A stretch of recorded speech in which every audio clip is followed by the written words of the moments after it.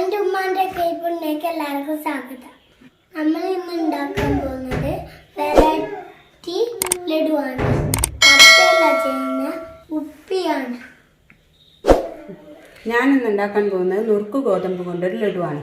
അതിന് വേണ്ട സാധനങ്ങൾ 2 കപ്പ് നുറുക്ക് ഗോതമ്പ്, 1.5 കപ്പ് പഞ്ചസാര, പിന്നെ ഫുഡ് കളറ്, പിന്നെ ബട്ടർ, 3 ഏലക്ക, പിന്നെ പഞ്ചസാര ബാലൻസ് ചെയ്യാൻ ഉപ്പ്, പിന്നെ 4 കപ്പ് വെള്ളം.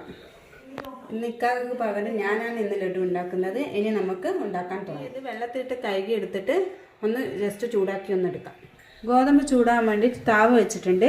ഇനി ബട്ടർ അതിലിട്ടിട്ട് ഗോതമ്പ് നമുക്ക് ചൂടാക്കി എടുക്കാം. ഓക്കെ, ഇനി പിന്നെ നമുക്ക് ഗോതമ്പ് നുറുക്കിട്ടിട്ട് വറുത്തെടുക്കുകയാണ്.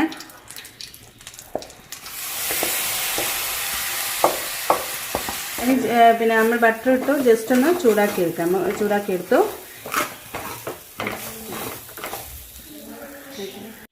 ഒരു കുക്കറിൽ വെള്ളം ഒഴിച്ചിട്ട് വേവിക്കാൻ പോവാണ്. ഇത് നേരത്തെ പറഞ്ഞ 4 കപ്പ് വെള്ളം, 3 ഏലക്ക, പിന്നെ കുറച്ച് ഉപ്പും ഒരു നുള്ളു. ഇതിലേക്ക് ഇനി ഗോതമ്പ് നുറുക്കിടാണ്. ഇതിലെല്ലാം ഗോതമ്പ് നുറുക്കിട്ടു. ഇനി ഇത് പിന്നെ മൂടിയിട്ട് 3 വിസിൽ വന്ന ശേഷം നമുക്ക് ഇറക്കാം. നമ്മൾ ഗോതമ്പ് നുറുക്കിൻ്റെ 3 വിസിലായിട്ടുണ്ടാവും. നമുക്കൊന്ന് തുറന്ന് നോക്കാം. റെഡിയായി. ഇത് വെന്തിരിക്കുന്നു. ഇനി നമുക്കിത് ലഡു ഉണ്ടാക്കാൻ വേണ്ടി വേറൊരു പാനിലേക്ക് ഒഴിച്ചിട്ട് ശരിയാക്കി എടുക്കാം. ഇനി നമ്മൾ ലഡു ഉണ്ടാക്കാൻ വേണ്ടി വേറൊരു പാന് വെച്ചിട്ടുണ്ട്. അതിലേക്ക് ഈ നുറുക്ക് ഗോതമ്പ് ഇതിലേക്ക് നമുക്ക് ഇടാം. ഗോതമ്പ് നമ്മൾ ഈ പാനിലേക്ക് മാറ്റി. ഇനി ഇതിലേക്ക് ഷുഗർ ചേർക്കുകയാണ്. 1.5 കപ്പ് ഷുഗറാണിത്. ഇത് ചേർക്കുകയാണ്.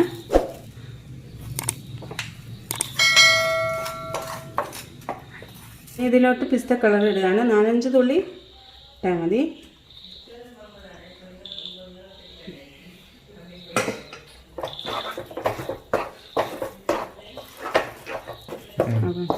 കളർ ഇട്ടു. അത് നല്ലോണം മിക്സ് ചെയ്യാം. ഇനി ഇതിലേക്ക് ഒരു ചെറിയ പീസ് ബട്ടറും കൂടി ഇടുകയാണ്.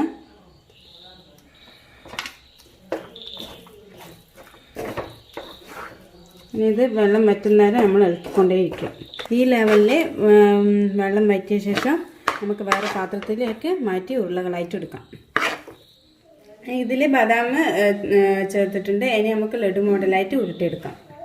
ഞങ്ങൾ ലഡു റെഡി ആയിരിക്കുന്നു. ഇനി നമുക്കിതൊന്ന് ടേസ്റ്റ് നോക്കാം. അസീമ ഇതൊന്ന് ടേസ്റ്റ് നോക്കാം.